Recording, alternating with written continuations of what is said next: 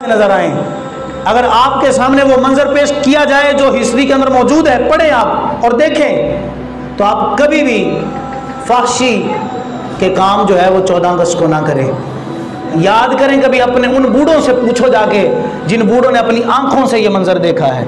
यकीन करें, उलमा इकराम बैठे मेरे दाएं और बाएं, आप हजरात यकीन माने स्टूडेंट्स के जितनी कुर्बानियाँ हमारे बड़ों ने दी हैं, जितने आप कभी पूछें जाके बड़ों से, अपने बुजुर्गों से पूछें, वो आपको बताएंगे कि हमने जनाब अली क्या क्या हालात देखे हैं। आइए उसी का एक मैं आपके सामने एक बात अर्ज करके अपनी गुफ्तगू को जल्दी जल्दी समेटने की तरफ लेकर चलता हूँ। एक किताब के अंदर मैंने पढ़ा है कि एक शख्स कहता है कि मैं जब पाकिस्तान बना ना 1947 का जब ये मामला पेश आया, तो कहता जब मैं वहाँ से निकला ना हिंदुस्तान से पाकिस्तान की जानिब, तो मैं रास्ते में आ रहा था, तो मैंने देखा कि रास्ते के अंदर एक जगह ग्रोह बना हुआ है।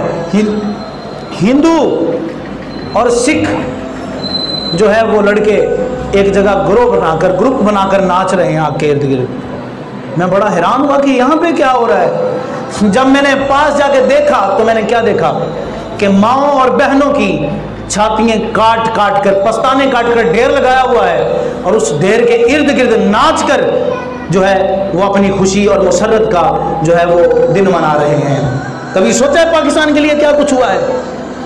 माएँ और बहनें भी ये जुमला तवज्जो से सुनिए जो सोशल मीडिया के साथ लिंक रखती हैं। सोशल मीडिया पर ऐसी कोई पोस्ट मत करें जिस पोस्ट के साथ आपकी इज्जत जो है वो पामाल हो जाए। ये पाकिस्तान बना है तो आपको इज्जत मिली है, आपको शौकत मिली है, आपको वकार मकाम मिला है। अगर ये पाकिस्तान ना होता, मैं और आज आप भी किसी सिख के, किसी हिंदू के गुलाम होते। पाकिस्तान पाकिस्तान पाकिस्तान जीवे जीवे पाकिस्तान, जीवे जीवे पाकिस्तान, जीवे जीवे पाकिस्तान। हक अहले सुन्नत। तो इसलिए मेरे अहबाब पाकिस्तान के लिए बड़ी जानें कुर्बान की गई हैं। एक यहाँ पे बड़ा ही प्यारा वाक़या मैं आपको सुनाता हूँ। आजकल हमारा बड़ा ही मसला है, कहते कश्मीर आज़ाद नहीं होता, कश्मीर आज़ाद नहीं होता, क्या किया जाए? कोई मशवरा देता है, कोई बंदा कोई मशवरा देता है, कोई बंदा कोई मशवरा देता है। कोई कहता है जनाब इतनी देर वहाँ पर खड़े रहो तो फिर कश्मीर आज़ाद होगा। कोई कहता है उठ बैठ करो तो फिर कश्मीर आज़ाद होगा। कोई कहता है जनाब सड़क पे निकल के बैठ जाओ तब कश्मीर आज़ाद होगा। कोई ऐसे शख्स हैं, कोई कहते हैं तराना बना के जनाब सोशल मीडिया पे वायरल करो फिर कश्मीर आज़ाद होगा। कश्मीर ऐसे नहीं आज़ाद होगा। आइए आज़ादी की एक मिसाल मैं आपको सुनाता हूँ जो मौलाना रूमी ने बयान की है। मौलाना रूमी फरमाते हैं कि एक शख्स अपने इलाके से दूसरे इलाके में जा रहा था तिजारत करने के लिए। जब तिजारत करने के लिए जाने लगा ना, तो उसके घर के अंदर एक पिंजरा था। पिंजरा, तवज्जो मेरी तरफ रखिए, तवज्जो के साथ इस बात को सुनिएगा। एक पिंजरा है उसके घर के अंदर, उस पिंजरे के अंदर एक चिड़िया कैद है। अब वह उस चिड़िया से पूछता है जाके कि मैं दूसरे इलाके में जाने लगा हूँ, बताओ तेरे लिए भी कोई तोहफा लेकर आऊँ, बताओ तेरे लिए भी कोई गिफ्ट लेकर आऊँ। अब तवज्जो से सुनिएगा उस चिड़िया ने उसे क्या कहा। उस ताजर से चिड़िया कहती है हाँ मेरे लिए एक तोहफा लेकर लाजमी आना।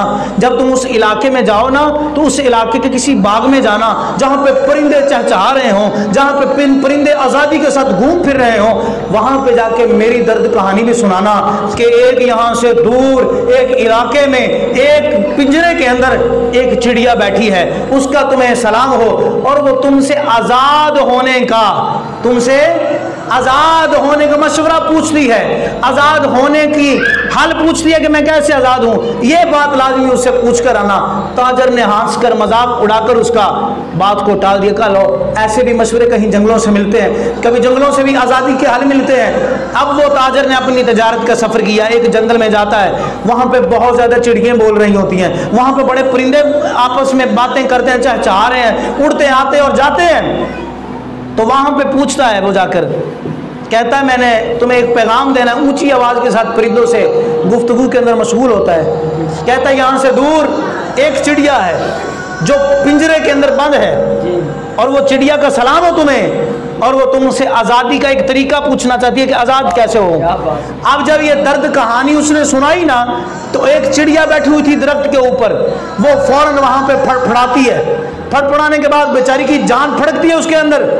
जब वो फड़कती है जान उसके अंदर, तो फौरन दरख्त से नीचे गिरती है, चिड़िया ज़मीन पे आ जाती है। वो कहता है दर्द कहानी इतनी दर्दनाक थी कि ये चिड़िया सुनकर जान दे दिया, यार इसकी तो जान ही निकली, ये ज़मीन पे गिर गई है। वो ताजर ने अपना सफ़र किया, वापस घर पे पहुंचता है, चिड़िया के पास गया, कहा तेरे लिए एक पैगाम है। कहा क्या पैगाम है? कहा पैगाम ये है कि मैंने तेरा पैगाम एक जंगल में सुनाया।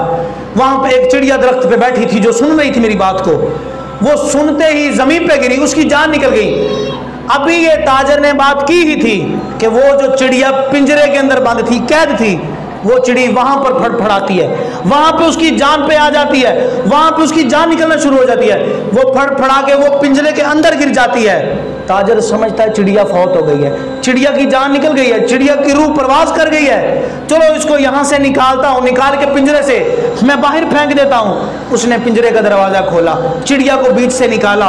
चिड़िया को निकालने के बाद उसने चिड़िया को जमीन पर रख दिया कि ये तो फौत हो गई है, ये तो मर गई है। अभी उसने रखने की देर ही थी, चिड़िया अपने पर खोलती है, उड़ती है, उड़ के जाके दरख्त पे बैठ जाती है। वो बड़ा हैरान और परेशान हुआ कि यार ये तो मैं तो समझ रहा था मर गई है, ये तो अभी जिंदा है। वो दरख्त पे जाके बैठी और क्या बोली, कहने लगी ना मैं मरी हूं, ना वो जिसने जंगल में बताया था, ना वो मरी है, उसने तो मुझे आजाद होने का तरीका बताया था, उसने मुझे आजाद होने का तरीका बताया था। इसलिए मेरे अहबाब, अगर आजाद होना है तो अपने बड़ों के तरीकों पर चलो, अपने बड़ों के तरीकों पर चल के आज हम आज़ादी हासिल कर सकेंगे।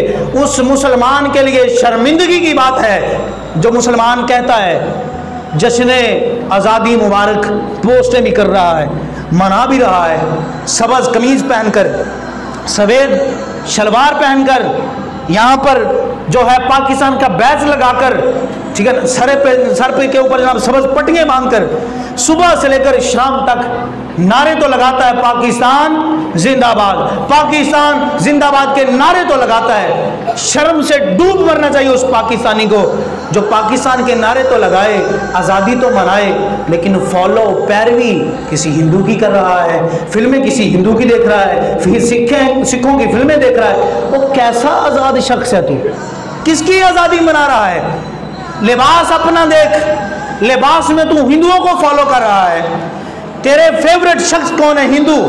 तेरी फेवरेट शख्सियत, तेरी आइडियल शख्सियत कौन है जनाब? हिंदू हैं जनाब। उनकी फिल्में तेरी फेवरेट फिल्में हैं जनाब, उनके ड्रामे तेरे फेवरेट हैं। अभी से तू कहता है मैंने पाकिस्तान की आज़ादी मनानी है, डूब के शर्म से मर जा। तुझ पे पाकिस्तान का जो झंडा हाथ में पकड़ के तू नारे लगाता है पाकिस्तान के, वो झंडा भी तुझ पे लानते डालता होगा कि यार क्यों मुनाफिकत कर रहा है, क्यों दगेबाजी कर रहा है? झंडा तो मेरा पकड़ा हुआ है हाथ में, लेकिन बातें तो किसी और की करता है, फिल्में तो किसी और की देखता है, ड्रामे तो किसी और के देखता है। अपने बाल, अपने कपड़े, अपने जूते, इनमें तमाम जगह पे फॉलो किसी और को कर रहा है, किसी और की अपनाई हुई चीजों को अपना रहा है। अभी कहता है पाकिस्तान जिंदाबाद। पाकिस्तान असल में आज़ादी तब होगी जब हम एक नजरिया पाकिस्तान को अपने दिमाग में बिठा लेंगे, अल्लामा इकबाल की बताई हुई बातों पे चलेंगे, कायदे आज़म के बताए हुए बातों पे चलेंगे, अपने बड़ों की बातें मानेंगे, तो फिर पाकिस्तान का मकसद जो है वो पूरा होगा। तो पाकिस्तान का मतलब क्या? बुलंद आवाज से जरा पढ़िए, पाकिस्तान का मतलब क्या? पाकिस्तान का मतलब क्या? पाकिस्तान का मतलब क्या? कौन हमारा रहनुमा? मुहम्मदुर रसूलुल्लाह। कौन हमारा रहनुमा? कौन हमारा रहनुमा? कौन हमारा रहनुमा? पाकिस्तान का मतलब क्या? पाकिस्तान का मतलब क्या? हमारा कौन